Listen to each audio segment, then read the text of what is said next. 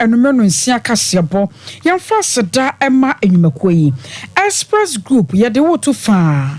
ode wo kwa brochire na pese wo Canada na US UK Australia ni nyina da Express de wo ko 21st clinic ye sciatica expert mizo and a 5G drink atayechi 3 herbal center with the 3 core capsules koko masetedro no enso ekwa mu setwetwe when nyumakuo wodo adane da nyina ya tena sese ya womo esokase boya sene na yanso yekenkan bi edema wo me amaje adwamba kenkan sami medin ene akoso ya ajewa akode boaten afeye nyebro ne nsem no enchichi mu ankasa. International Association of Women Judges 2024 Africa Conference akoso anamso amamampanyi na danko akufado wonmo tonsafra no a wode nanimu nyama akwata chire kwakasaye afa omaye atamu adwane ho eno no de akoto dwa ekirese nokura ene ampanyifo se anwene pankasa na so toda no wa mom ama obi ehunu wadwuma paye a waya aya na mpampi no wan dodo no ano ekase enamso ntine waso sebribi no wode kire ne nyina no yesa efrafempi mienu ne dunson 2017 ya wabatena akonya so samampanyin no wose ne wabo mode pa ahwa moman yatamu adwa no egina ne naso se pintim ya wonka enata no ho na wonka krampo nkwa akira 2020 ni mu no afempem mienu ne aduonu no wose obo moden ema court houses nkoan makoma ko oha ena won mo hweye ya sane beye na oman no ya judgefo ya lawyerfo won betunya baby papa tena na won so wotumi yan ha won na se kobase won tena se won di asamu a won tumi di wose atumi ayoyo ebra mampanyi na do wakasa e wodwumadie na se no ensam no de waka pi na sei and was saying is committed to supporting the judiciary in every way necessary to ensure that justice is not only served but also seen to be served. We are determined to improve judicial infrastructure, providing resources and ensuring the safety and security of judges who often face risks in the line of their duties. Indeed, since my assumption of office in 2017, my government has made unprecedented progress in the provision of court buildings and residences for judges around the country. In 2020, we set out to construct 100 courthouses with residential facilities nationwide. As of February 2024,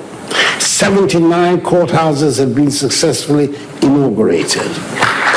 and are in use at various sites around the country. The remaining 21 projects are at various stages of completion and are expected to be completed and inaugurated soon, at least before I leave office. In addition, 121 residential units have been constructed for judges throughout the country. Further, 20 fully furnished 4-bedroom units, together with social amenities, have been constructed for justices of the Court of Appeal in Kumasi, Ghana's second city. The project is not yet complete, but I can say we have done enough to try to address the perennial problem of insufficient court infrastructure in Ghana.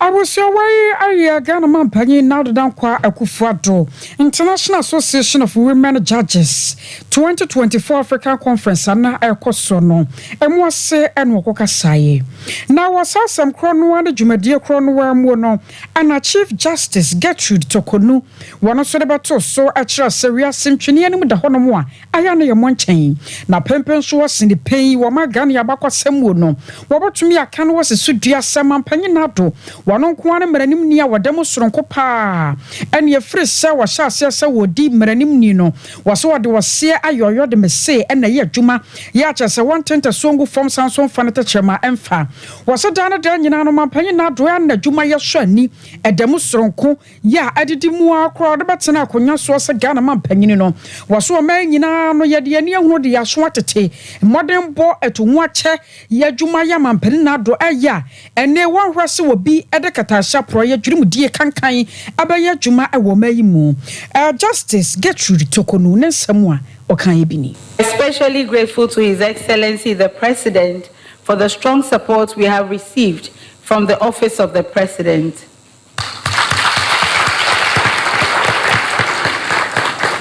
The culmination of this support is the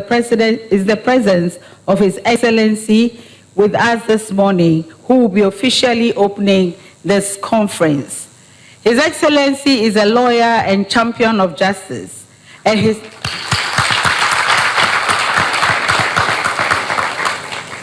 his name is definitely etched in the legal history of this country as a most distinguished legal practitioner. His belief in the rule of law has been evident during his tenure as president, and the Judicial Service of Ghana has been a happy beneficiary of exceptional levels of physical and technological infrastructure during this period.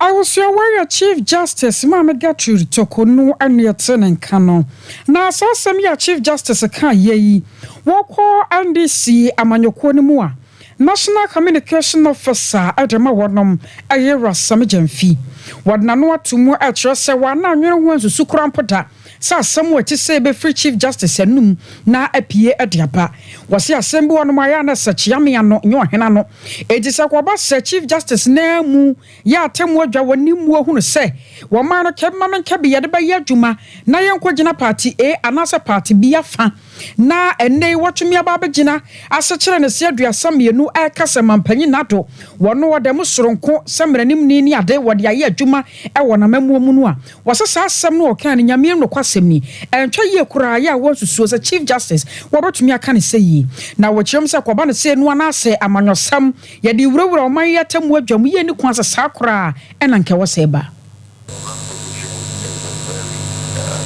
Comical and ridiculous position, and should not be coming from a person who occupies such an important independent office in our country. I'm sure that President Akufo-Addo himself will disagree with this false, contrived testimony about him coming from the Chief Justice, because he knows that he has not been a good example of the rule of law, but a very, very bad example. We're talking about the president who has been found by the Supreme Court to have removed a certain Auditor General against the dictates of the Constitution of Ghana. And our Chief Justice says what? That this president who supervises all these atrocities is an example of the rule of law. What kind of sycophantic, bootlicking, false narrative should be reserved for NPP full soldiers? And it should not be coming from the high office of Chief Justice. Somebody should remind the Chief Justice that it was under President Akufo-Addo that for the first time in the history of this country, hoodlums belonging to a political party, specifically his political party, the New Patriotic Party, attacked a court of competent jurisdiction while the court was sitting and hearing a matter. They attacked the court, woke out persons who were in lawful custody in the cells of the court. In the process, a pregnant judge who was presiding at the time had to flee for her life. When these people were arrested, these hoodlums of the NPP were arrested, they had to be prosecuted and punished. The president ordered his attorney general to enter nolli prosequi. And to date, those NPP terrorists have been left off the hook. This cannot be a president who believes in the rule of law. I was your National Communication Officer Adama NDC Amanyokono or Samajanfi and Nayatin and Kano. I had to tell say wako Upper East Region at Tivido Poyaman Temwa. Krobia friend says a poliga and was just sanye. A from a good dear to SB Koso a hono and Yasam Ketwakra. And no Ayoma Ghana and Burkina Faso a share so. Yes, Womania Reni ya dache ebetumi ade asamwaba. And I'm saya so a man penyofoya bambo some. Ada one mabamu ewa Tivido a Poyaman Temu. And watch a crano a Upper East Regional Minister Ora Hafiz being Sally Wanano Atumu be ya watch us. I was a bemu penifo so dear, Omunina sort of wakano rasa sadianwa eko show hono etuo ebitumicha. In Burkina Faso, there are insurgents there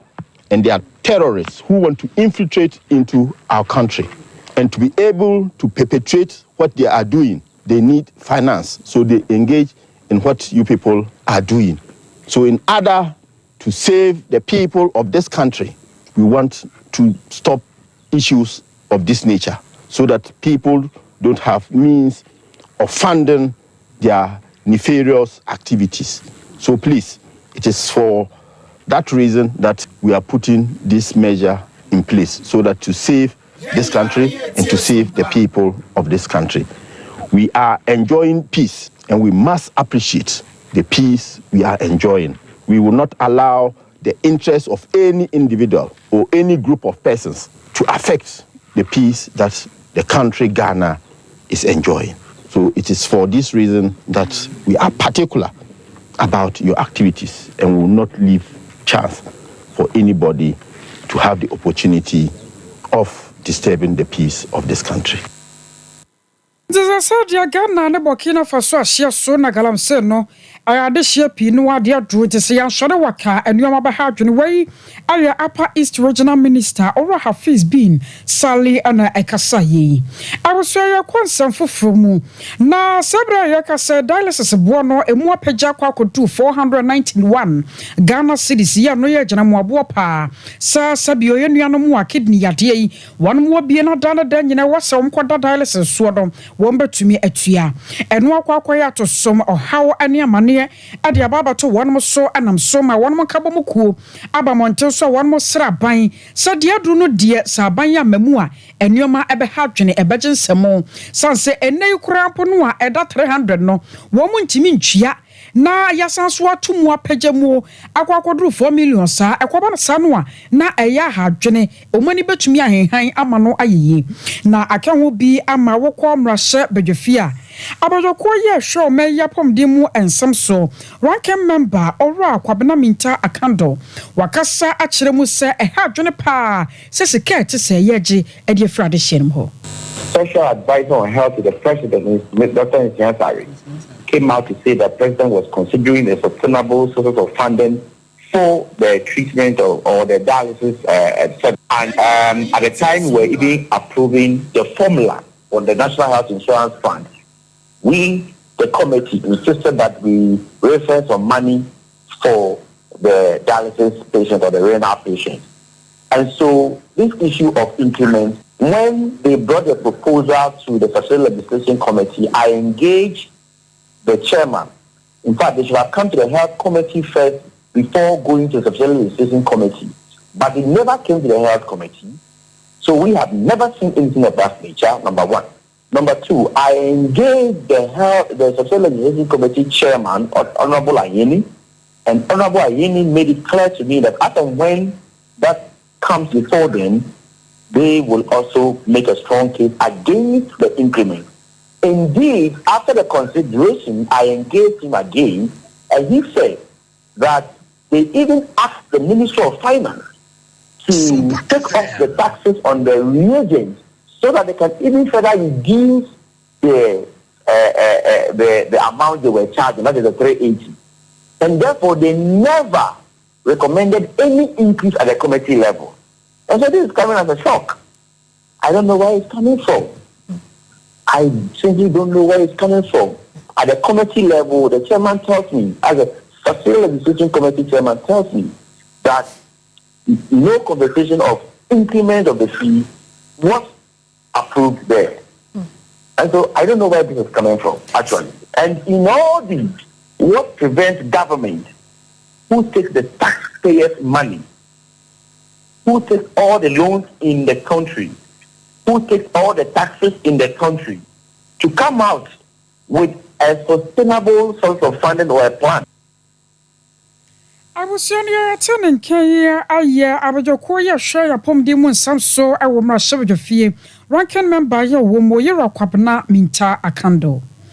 Afei the phone kabomoko ye guta Ghana Union of Traders Association another to abano anim se wede na dawromo se kwaba se wono so eboboso na wasinkete awia taso ahwe hunu se wo manu ye sidi ne begina na naso ankadwadefo wo so beboa ne pa na nanse mu ye asidi no ekofom wono wo ma hunu se nei asan so kwakwa na ekọ ya dollar no epagya ne muo ne nyina na kwakwa gina se modebo ye wo saban ne bo na wode no entumi emasa enti amada no de nyina na dwadefo ebre wo mu hyi sika togu yi a enuoma wɔn kɔkɔ fa no wɔn hunu sɛ wɔn de nneɛma na sɛ mpo sika no bi ɛkeka ho ama adehye no atua na president Ademaguta ayɛ Dr. Joseph Obeng ɛna wɔne SOMPA kaseɛ ɛdi nkɔmɔ yɛ a wɔkyerɛ sɛ wɔde nka wɔbɛsrɛ wɔn nko ana dwene mu a anka Ghana ban ɛne mpanyinfo a wɔn mo ka bie wɔm wɔn nyinaa nya adwen korɔ na wɔn mo nhwɛ hunu sɛ wɔn man no yɛ sidi no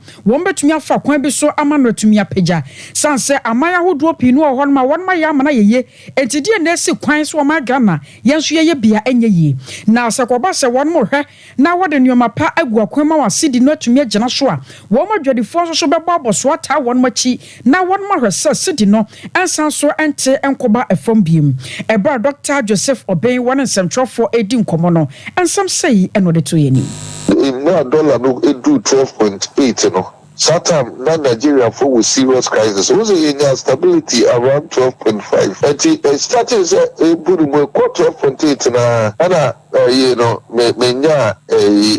call be and from places in Okikau. The forest crisis in Nigeria no. Now I get 2 months no almost drop our forest SOMPA around that time. Okay. Me notice see a Bank of Ghana and a mayor press statement say na forest crisis in Nigeria no and trickle down to Ghana because one more easy way of infiltrating our market and buy our forest, you know. Because also banks in the West Africa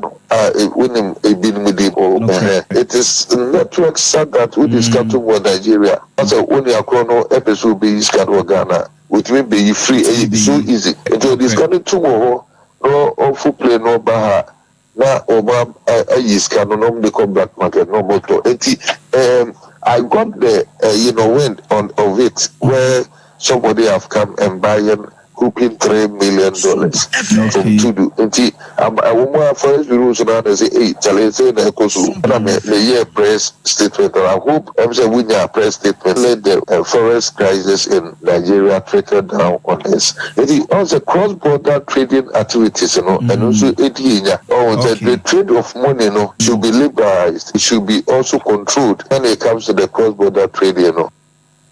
Yes, no da asani rano. I was away at Ghana Union of Traders Association Guta. One president, Dr. Joseph Obeng, and na etenino. Na one more, one manya sikabotine. Na what they shall say, Makwa domone, aya bang Makuamu, a woman kabamukuo. I was here from Investment Holders Forum. Na a nayaka say, don't want sika. Ya wo mne kogu sika kura bia ya na nko wo hwese sika botene bi betimi apie afiri mu aba na aba na de ye adwuma a wonom se tumi aka no akwakwakem ama wonom atenka bom ku a wo so aba monten so a kire se hwe ewiasim kukuruku ni jaya kaka so begyae nyankropon ye adom a wonom hye ase afiri nyame adom wo kina sa afiri wo ku ada bia de kro bia no Wamba so wamba nante akwa soye a ehwe ma Ghana esika samso na won makwase biribi di akira soye no sanse enei wo bintumi tabiri sika botene amfa ma ban so ofanya adwuma na wie kire na so worhwa abaya sanso abaya no kokwasa na ni kina sem akoba no sanu ana nioma entwa yie won moke wo makwa ya mpanyimfo ebi krampo anyinyini ye omokọ pension ne ade yanka obetumi ahia sika no so de ba ye adwuma enam so nti wo moka de akira ban sese wantie na so pem na wanya won mahia de afa ma won mo a dan de nyina obere so bepusu won ho kwapem se November bosome ebetumi aduru enam so ama president Ademaguta Dr. Adu anane antwi wona SOMPA kase atinkomo akyerkyerem sane won basibi ayo dwumadi no afa Redicata ekoma Ministry of Finance bra in the Bank of Ghana ye bo ye o ye kire ne ko Bank of Ghana 27th March in the Bank of Ghana could dinkomo no mo kire say sika akabu no companies na sika no ewo mo ho no omo ntumi nya adwuma no nti esese omo gu no no mo pay sika mai na ansa no mo be gu sa company no eso aban e ma won bo se bi se ugu wo ma menye sika ma na de atua omo mo sika da ho ena efi ho ba bank ba ministry se be bo sa amani 27th no ministry actually no say e ba ho but e duru ho no na obi enu ha obaji yen ade chi ne de letter command minister no say the Bank of Ghana for air kenny do hwe so obe pescator na Bank of Ghana for etumi egu enyuman yehwe anima na otwe miensa ne ntefi ene esan ko bo ministry no kai no say the letter bro na otwe miensa ne ntinka esan hwe anim yemo na otwe mienu beka ho na yente onka dia ene e ba bigira waso ye ho na otwe mienu no swing no ntefi free ministry ho ene ekiro ma police for say ye bekwa kugina ministry ho ene a police for akasa wi nto okira ifiti ase yakwa kugina ho a okira twemu a ukuada bia nso ebesa akwa kugina ho saa okira no kon na eshia wo NDK Financial Services oma isika nya omutumi ntua no companies no back no ifiri ho a ya machi efiri ho aba Bank of Ghana aba Ministry of Finance. I was your president at the Locked Up Investment Holders Forum. Our doctor Adu Anane Anchi Ena Yetenin Kane. After ye ko and Sanfu Fomu. Na Yerakofo Apen Swanno. Na wate akonya so Saman Panini and Wayan set. Sanya Bena Jawa Dwa, one more to me ha wonum.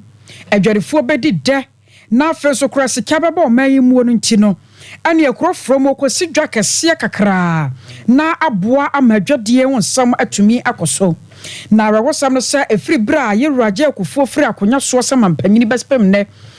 edware da so esum ho ye abusuan ye hunu nipa a wo hwaso obokwakoye ho adwuma ama no ayeye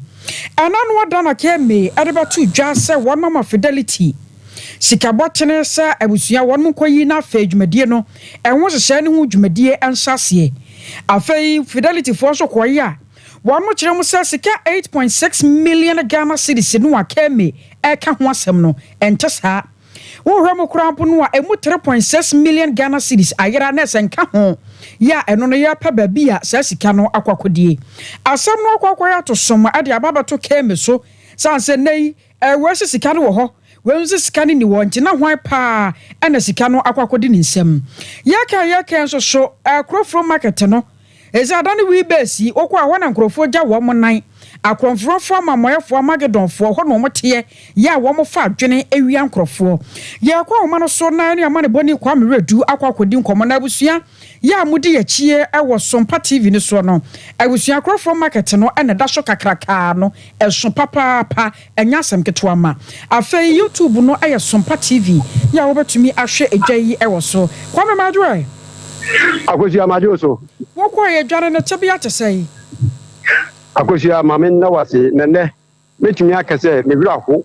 ewa asantiment mu haru ni na ye se gbe ya wo ka ho asemi amampani kofo preso ene gbe ebebo ade a me kase ene wagya ho ede ama asantiment ti ebe ye yie ma wona wote o man mu asantiment titiru ene efi uba krofrom ene ne nkwado nyina so bedime diga eho amana ye akosia dwane kase se de wodi kan no se wo hwa metumi akase enka kura no metumi akase emu fa kase na metumi bedigwa ho amana yie na akosia sabri ya me no kase ya me gina kurofom edwai mu no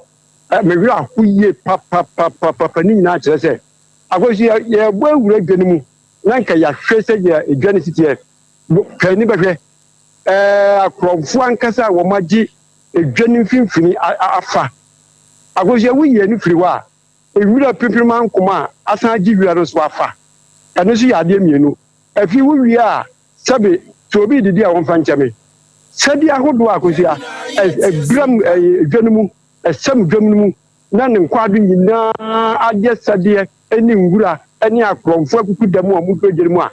na akosia awrahu ye ye ba ye bo modin sanke ni agedifo na kaye sidi am mo tunton ba nchibode ne nkaso nya no adi nkomo akosia obi ye ni won ma wotumi ni adi nkomo chese asebu we no mfie be de woni ekoba mfie bi so na egbe be da ahodo mo a wo mo akwan ho a omunya ehu anu yibia anase obi mpo ntumi mawe dwalo emfa mo ntumi nkujem wo be dwano a be bia ye pie wo mo akodie no aye be bia na adwumayefo no wo mo nyema kakra bi gu a ho na na mo ye adwuma no ho ne ye kakra bi di ma wo mo a wo mo eso kakra bi a wo mo du kakra na ko ja wo sam ne se se ko ba se edura nwumre efi sa abreko yai se ne wi efi ne ho kakra bi no wadan no ho mpo se bi a obi e twa de fufuro no wadan ne ho ya mo bi a akosi afirim akromfo ba be se ne nyoma ne sikaw na dwadie nyoma ni nyina betumi akọ eno akire no nso so no amanfo se obi ebura ho na se mpo ekwan kakra de wono odele ka esi wo se wo gina kakra di ahwade a wodi baba ho no na akromfo de se kan egina no so akosi akoyi wo hawa medwadifo mo wo kakra no a chese enne ye no mo kasa no mo so mo mpam ya kra no maka ho asem kra biem enti se ntwe mo ne nkasa se de omba ya no mo de aye omo no de akromfo ba ye omo na aye omo efi wi ye no so firi wo no edwa no eben ekuro na nkasa na se monten so no akosi won so enam se edwa na ba ya akromfo atira bi enti no enya de won a wo tifie won nyina no ehun to wo mo so obi dan onim na so gya ho kakra bi akosi a na se edipa no on komra no na ne dem won nyama ni TV ni sikaw ni die nyoni nyina no ya sesa e de free ho akosi ayo how e de ama mpotemwafo sabre ya mekase agedifo ani wona wati ntemo de ayo how akosi sadiye mian kase se wo hwe video no a wa wutumi hu se e de ba bi won ma no go area wuntumi wuram amane nya ya sense akonfo no obandi kwa faji a akosi akwa wuntumi wuram ana wa je hwe wo holmo we de ano ne nchen ende je ya ye twatwa video we na fifi de akosi na yehu edwa no nso so we fifi no a enka ya ye ba bi a wutumi se emma no mo tinto ya nyama no ombetumi atete me kurekure na ye akosi ni nyina dan sade enkoa na wodwere mu eti we di akosi a de ye ka che Ghana from penifo o man penifo kumasi penifo se wo mu nti o mani mwe ko from dwa no na wona wo ho ne hu amane asa da ne ba bia abo wo se wona wo twem ho kra no wo mu ntumi ntwem san se edu anado a akromfo brane na o mu gina nsika ne mpaso de ye se ho na amanfo de ayi o mu fie nti akosi a so obi sa ya ko from dwa ne de ye nanka ho asem san se de aduro ne de akoye akromfo tebia ne o matena ye de ama ko from fo a amani omu hu no akosia aye horo se ahyase no wo de chance da gye ho nyina sane ye ba ya adwumadie no wo betumi awie no wano no obi mmom mefam empofirimu ma ha won madwene anyambia wokọ ho no chance da na da so ho ebo ho ban afenso so asema hu se nwura sane nwura si bi wo mu no watete se bia nkrofo kọ kyenechene wo mu ana akosia anjanzi ya ye de gye ho ni mfie pitipi ni efa duegu wu se ne nhyɛ sudie no wo ho se nkyɛnse ye de bi jeje ban ni nyina no na sudi nyina mekasa akosi ni nyina jegu entabo ko de bobo ni nyina no mekasi ni nyina propro afi se dia wedi kan we wasan aka no mfuye wo no ya akosi a wugire mu a se chiri na wo kan kwa de ebro se kwaye pa na wugire mu akosi ahmete enti se mpenifo ntuwa na mo ni ni ye sreke me mpenifo ene Ghana mpenifo wona wo kebi wo nyina so mo mo dia na dwedie dia ye de ama akromfo agem potemu nyina afa wona wo te ho no wo mu nya hwene enya se bia enkomu a akofo haw e de abre wo mo ma hu se video ni mu no bola ye sumu fan so nya asem keto ma anyambia wo ne adwarefo ni di nkomo no won mo ka se wo biti ho no ma wo di se adwuma no se wonum na on de dan de nyina wo to ne bola gu anadwarefo na di se adwuma no akosia edwadini de se nka ono ja ko pena ho tie se wo hwe bola na gu ono a utumi se amanfo a wo mu twem aso afiri baabi no wo mu du wo ma se wa dan kwaye nti na se wo mu dan gum na se ono akọ ne baabi ti edwadifo no mo de omu sune se wo betumi ayesa se omu ka omu pedwa no akwakotirem amanfo mu nam wo mu baabi a wo ma kikire wo mu bola ade nam no ehwo na wo mu nyina dan wo ni a edwadifo de ka no mu kan wa se empenifo amama ma me edwira mo mu de a de be ya ne se kakra bi na omu so ho no kwa no omu ka akwakyire fie se bola eji omu efi chance what say mfuya no so eji omu aboso nti hifa na fi omu betumi atra bola ne mfuya ade aboso dia na fi sade asan be kan enu nka kyire kwa no so akromfo boni brane eni wona wo to wi mpaso ne se kan hodo a omu de ji amanfo eni nkwam akosi ade twakwa kwa no se be si bia so a wo mo so wura mu ekobol ho so de na no so eni so ebi twabua ewo ho na wo mo ka che se bi mo te ho ankasa se bi e ho no de ai ne fie ya wo sore da bia no aduane akosia wona wayo mo hu gangari ya fo mo akwatena wona de akosia de se be bia nke ye wura na ye de fo no kura wura ho no na kokobo aba chan se school of where ye, as I said, one no one you fee, our mutimu, as I said, uncle baby, I want what ye, and the same for me said, 7 years or book or crowd with baby. What about one of us here? And she just said, Contoncona, what tell I tell her here. I was here, and then you know, me, I'm a groom, and when said, yeah, Cassat said, and this is here, dear Clara, because it will be a room queen. Let's say a hugging. I was a hugging. How do you, Papa? Anna, I want to cast some sort of quiet piece soon. As I never buy a pa. Now, Kwame Yamia, don't watch now. Asemi Yaman, so while Bomodiana 2-1 among my Quoke me, na a yamushemu, na your sunny. As someone can say, yes, and says 3.6 million Ghana cedis. And to me, Rasa, or Brejano, a Yakakuswai. Agosia Matia. Let us see. I was sure my bonny Kwame Redu and I attend Cano, where I crow from Jackasia Noa.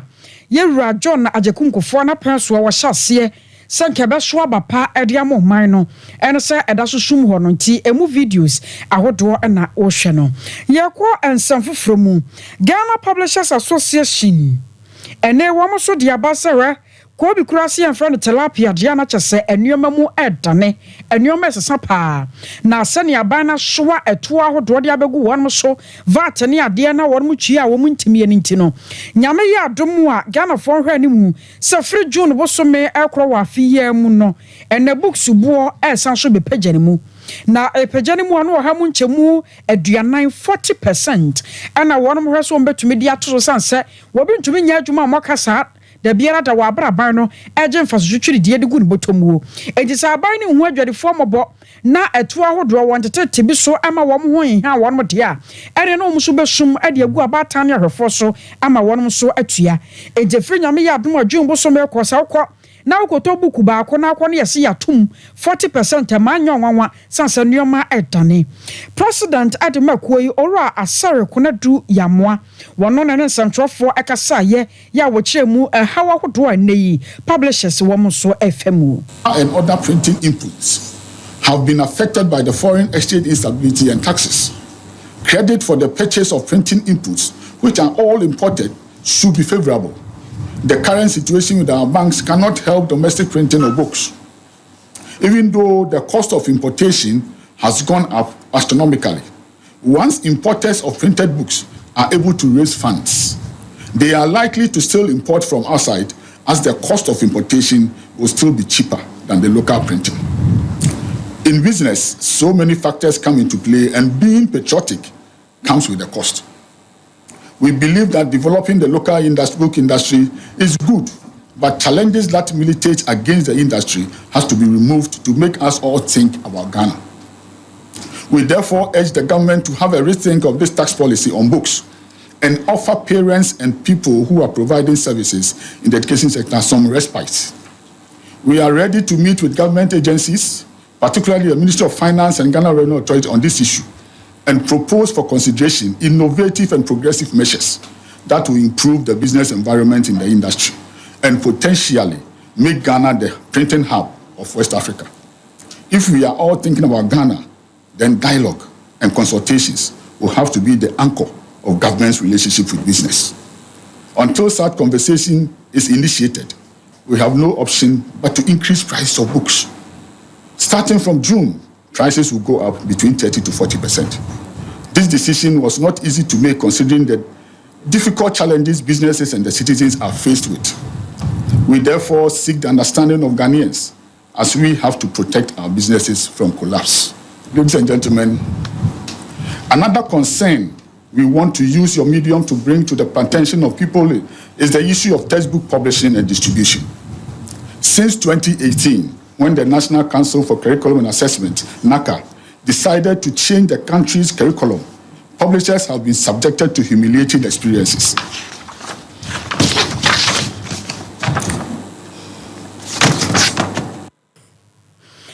was your way president of the Ghana Publishers Association, or a Sarah Kunadu Yamwan Yatin and Casa Wakasa, a friend Yamia Duma Jumbo Summer Corner Sawako Tobu Kubi, Sarah Taz Book, Sarah Dia, now Konya Tumwa, a man and young was answer Wamso so as a crow monument. Yakwan Sanfo from or a Samuel Atodankan, I upon your control for Yakwa Research and Manufacturing Company, I was not Wadano. Now what they are two jar a Jemusa Abuan Wakeni Brapa. Sabi producer emfishia bebrania ya watena siabre ne mogani aye hwehwemu ade ne neoma ene ne nura wodo afa mfidie mu de abadwama so no watete ahunu se nipa benum nam kwati kwan so pese wom gu nadwuma no na nansemu entitiye bi ya ne nsa akeka kire se kwa mixture ena fei kwa plus mixture ene kwa mti ya waye de abadwama so no nipa benum so so ade nam ye nye nipa bi ya kekese wonmo muto nnuro ewo magane mu no ebi ana wom so de namo ya wom aye nnuro ne bidi afra eche se eno so ye kwa mehane bia etu malaria se ebuchi me system ya ene kwa mehane no aye pepepe ya nsakra bia eni ho enam so amene wa fransam trofo hyiamudie ewo nkramantemu ya wo se adofo se wadi adaworo ma wo kan wasanso kan biem se won ne nnuro no se ne adehye binom kan wo no ahyensode ne nioma pinu a ewo ho ya wo nia wo to a age se uhwani yie na wo kan wo de akere won mo ma hase se wo mugu na dwuma nam so nti wo ma ye yenuro ne bia fra ede kwa Mr. Dini ade na toto so se wo nya hweye pa sanse mra wo ma Ghana mu na so ka no ho a Ghana mamra ene safo ne bedi 2006 na me shi dura dopo ipa apomo de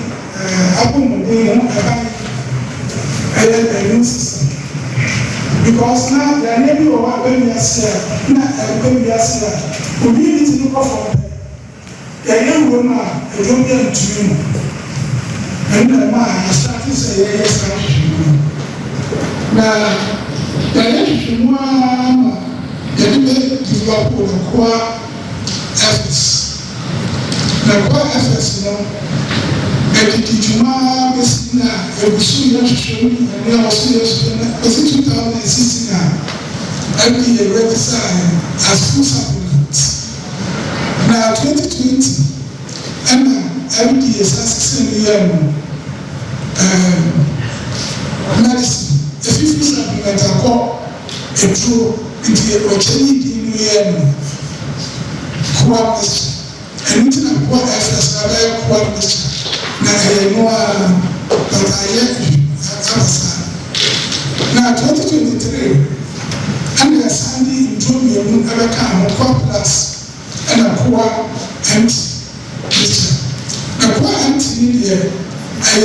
malaria draw and so I need to drawing a thing there 2,000 years and they didn't see malaria. No one said, first, Yana Namomede, continue the draw Nomede, Social Nomede, Nixie, and a helium of malaria. Now, that's a one year, Sabi Panayako. It's a ni wopan ya first any structure I would be any near the all the ingredients that keep any other from the iron affairs and emptiness of malaria and the emptiness and qua plus international even qua Mr. I supported the new system and bought the mobile I guess give the Ghana and Biasi and any that's a support to new system. I was your way, I Panipa Yawano Anakua Mischa, Wadano, Professor Samuel Ato Duncan.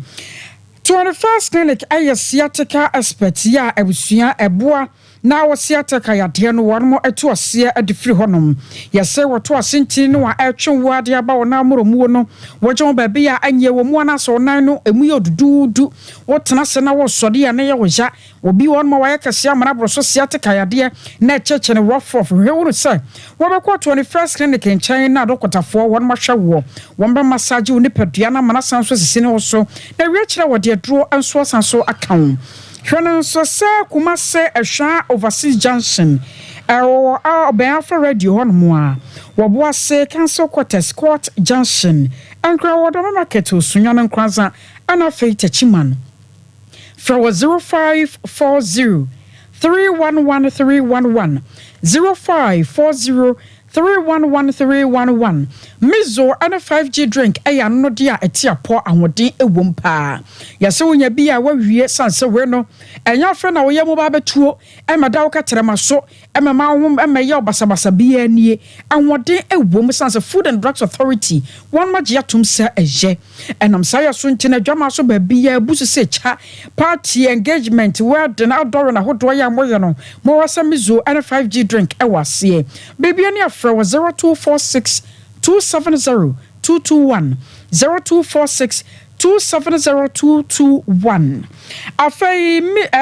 3 Herbal Center wɔn de aba 3 equal capsules no ano so yɛ kanfo de ama ɔsɛ kɔne kɔtɔ bie osisi yadeɛ ne bɛkɔ okoko bɛkɔ ayamtim no nso so ase betu kura deku ya ensan so ɛma biem abusua wɔkɔ pharmaceutical shops herbal shops ahodoɔ mu a ayɛ bisa sɛ wɔpɛ 3 equal capsules kɔkɔ masete aduro no ano so de from panyimfo a ɛwɔ 0546 107 107 0546 107 107 ye gina wor so ne atonka ye ba ye bɛkɔ kasoa ɛnan wore wosam ye si ye sojani a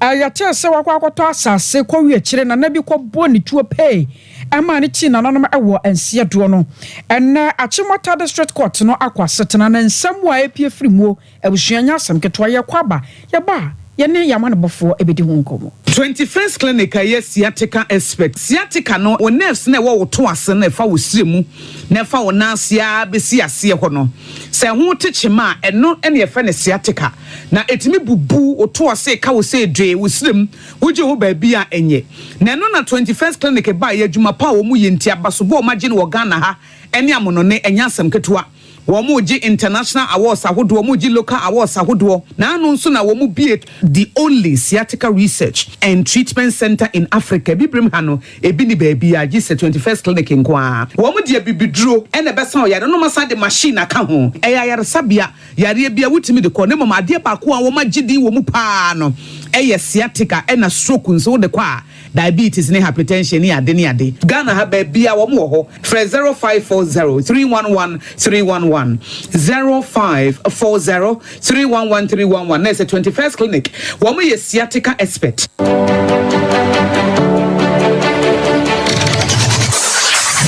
Introducing Mixer 5G Sparkling Drink, a whole new refreshment in a can. Mixer 5G is a tasty non-alcoholic drink. It is a perfect companion for all your events, including parties, weddings, and funerals. It is made with green tea, ginseng, guarana, grapes, and grapefruit. Get refreshed with Mixer 5G Sparkling Drink. For bulk purchases, contact 0246 270 221. This advert is FDA approved.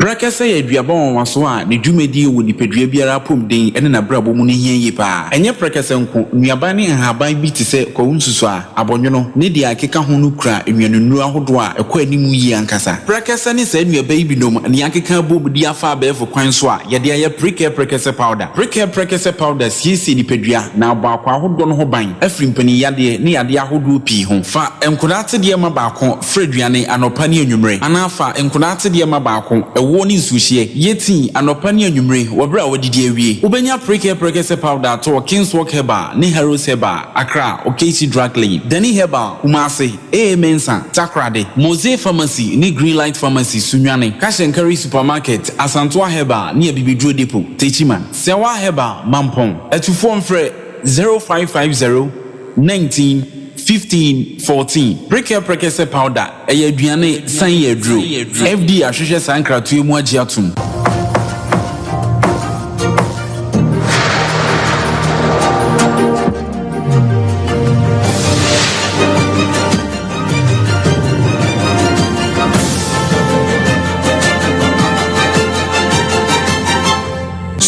TV, Emma Akituapa. I was said I'm was some Yamaya Kwabaya Twa and some Sona and Tia Babaka Sompa. TV yapono so ekirem se wokoswa maria no ewa toyete fidoman tamua NDC agitafo ba samiensa abusuase yakasai womo adayara sabia ya womo preprapa ne nyina no aye electoral commission edinchrochro yada ya ogusu ada ya wochrochro no aniatetia sa NDC agitafo ni bi nipa bi makoto hye womo so abro womo brotrofo amemu miensa de ba bia womo da no ani enyan enam so amene party members ni bi abon komo ora Hereford ata ene ya twetwe nkomo ya wakyekiremu ekwan ye fa so baaye ene no mutu anei aposifo atu registration aye no se bibi wo hona se on tiase se nipa bi e ba be register na ofi se onye Ghana ni unqualified so be register there's nothing you can do the obitimi aya ne se obe challenge nipa no ana se obe fill form na wa challenge na ekoba ne sha no NDC fo e challenge nkofo bi a isusu se NPP fo akoba se won afri sehwi akontomra constituency e ba ne sha no ye se wo de ba e di adanse bia se nipa yi omfri omanfri ni mu na ofri ba bi foforo no e se ogada na odeba no mu na NDC fo ye gada information nyina na not be so good no nkwala omudi omufri akontomra ba ye no na ba ko mu a ne brother nso ehwehwe no for about 3 days na onhu no enti ye send the pictures ye nya ye de ma akontomra for so they should identify if they could see say nkwala ne bi fi akontomra mpampa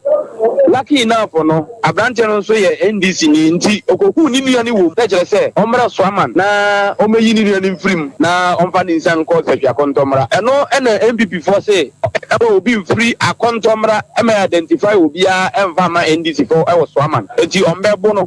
no na se NDC for be ye mienu miensan bi a na omo tin wo ni bi no omo prevent akwa no okay se wo ma ye mo no ya na wo mbeje pata for ji aba senior I was there me anka sami jina ko bi ensuo hwewa kase hwew kase pete me so omo boro NDC for no ma motor chains ne se kai obi ba center ho no I mean district review center ho no obi I was your way ayora Hereford ata ania ten kan ye ko mo no so na ne kwadwoba fo kodi enkomo na anachimota district court no ekwa setena soja ni no a okoto asase ewoka so ko wi akire aitutuo anase mpo tese owura bi efran se be lord aboni tuo aboti na no ewo asie no anachimota district court no etena sem so kwadwo madwe bejo so mini aba ani member ko wonkan so do mi bia bako asedan kanyame anakoto ko asetena no de na pie frimu well me da say odi ka kai no enra ena aye appointee for a police headquarters en saka nipa miensa no omususu say eye